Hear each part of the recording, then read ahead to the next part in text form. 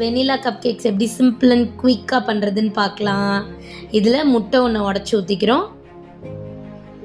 கொஞ்சம் சால்ட் போட்டு நல்லா பீட் பண்ணிக்கலாம்.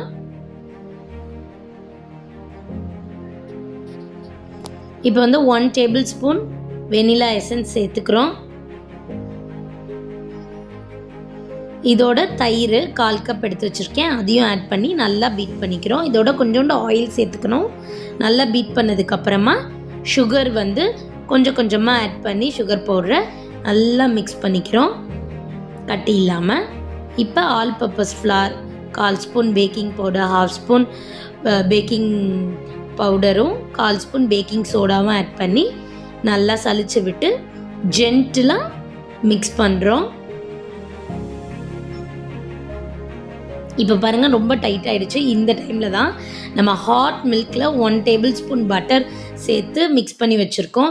அதை வந்து ஆட் பண்ணி நல்லா மிக்ஸ் பண்ணோன்னா நல்லா ஃப்ளஃபியாக ஏரியாக நம்மளோட பேட்டர் ரெடி ஆகிடும். சூப்பராக ஒரு ரிப்பன் கன்சிஸ்டன்சிக்கு ரெடி ஆகிடுச்சு.